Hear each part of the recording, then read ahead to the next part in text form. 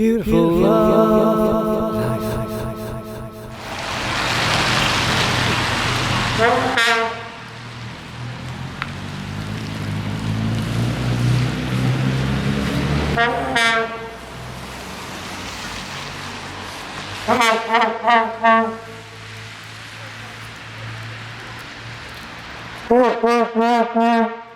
Hello, Michael. Hey, what are you doing? Hey, what are you doing? I'm not supposed to be recognised. Well, you're not very I'm not supposed to be recognised. So what's this new guise that you're in? Well, it's a new title now because what's happened now, things have moved on a pace, and I'm more famous than I realise, and I'm studying human behaviour.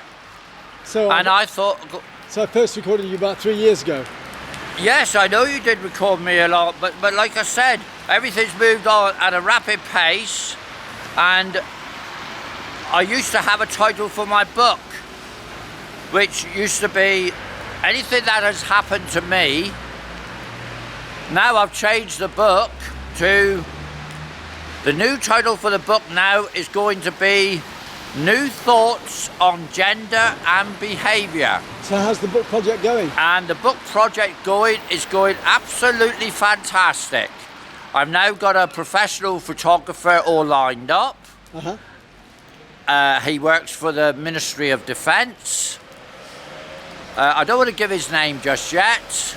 That will be a secret. We've got to keep a few secrets in this world, especially in the way I dress. Because I now dress flamboyantly and artistically. So what's the meaning behind it all? Well, the meaning behind it all, because when you filmed me before, Chris, I said I stopped cross-dressing. Well, I have stopped cross-dressing. Cross-dressing to me is old hat, stereotype, and gives the wrong image. What's the I am now, hang on a minute, Chris, I haven't finished. I am now celebrating my masculinity. I am more than one dimension. I am many dimensions. And so is everybody else out there. And this one dimension comes from indoctrination. Indoctrination starts in the woman's womb. And then when it says, they say, is it a boy or is it a girl? Then they start saying, well, the boy must play with tanks and the girl must play with dolls. This is old hat now, Chris. I am a Southwestern League footballer. I am a table tennis player. I am an artist. I am creative. I have masks, I have dolls, I have everything. So I like everything in the world now, Chris. Not half. So I like to say to you now, Chris, that I am trying to bring down the barriers between men and women. Women want equal rights. Men want equal rights. So why can't we dress how we please? That is the most sensible way of looking at things. Tolerance is the key, Chris. Thank you, Michael. And what's the feedback on it so far? The feedback on it has been marvellous. People have been photographing me. They've been putting me on the mobiles. I attend the fantastic Wheeler's Pub at Torpoint on a Saturday night. I have about 20 films made of me.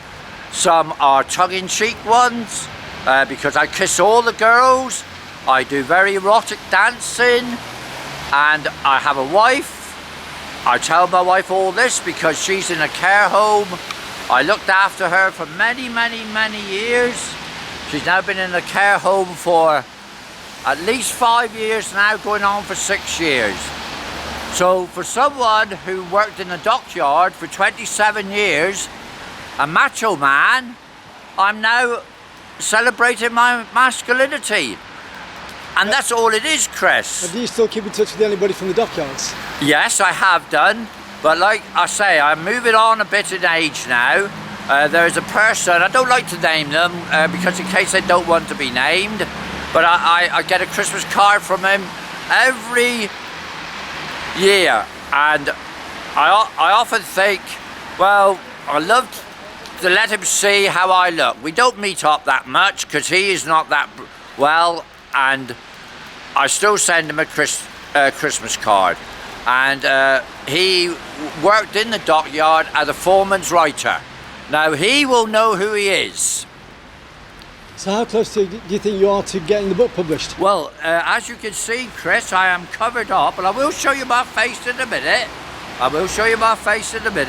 But the book is 50 pages, and I'm going to do 100 pages because I don't want the book to be boring. I'm looking for a big publisher in America. A woman turned herself into a man for a year, and she published that book, and it sold 600,000 copies, and she just took royalties. Now this is what I would like to do, Chris, for England and the world. This needs to be sorted out through a big publisher. The Torpoint Library, where I hold my Torpoint Art Club every Friday, has also given me permission to launch the book at the Torpoint Library, Torpoint, here in Cornwall, England. So everybody wants to back me, Chris. So all I can say is that just recently we've had a lot of bullying, because I do take bullying, and I will say this now, anybody who gets bullied, report it to the police. Will this be added on to the film, will it? Oh, good. Hello, Chris. Hello. Wow, it's strange to see you here. I come over to Age UK for a meal, and they see me in my gorgeous dress.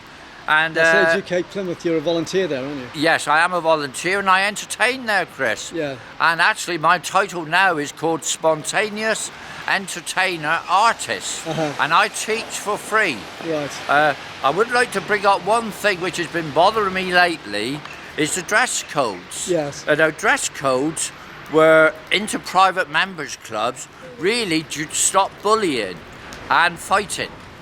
But now we've moved on into the 2014, and I still see that certain clubs, mainly private members clubs, are exempt from equal rights. Yes. I've looked at the equal rights booklet, and in there it says you may wear anything, and then it says exemptions, and in there you cannot go in certain garments. So I have asked for the dress code of a particular club in Torpoint, and I hope it will be forthcoming.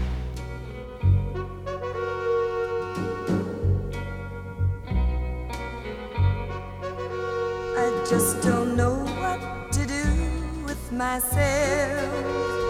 Don't know just what to do with myself. I'm so used to doing everything with you, planning everything for two, and now that we're through, I just don't know what to do with my time. I'm so lonesome for you, it's a crime going to Love Summertime TV Worldwide. You can contact us at ccsPhoto1@gmail.com. Don't forget to friend and share the video. It's lifestyle.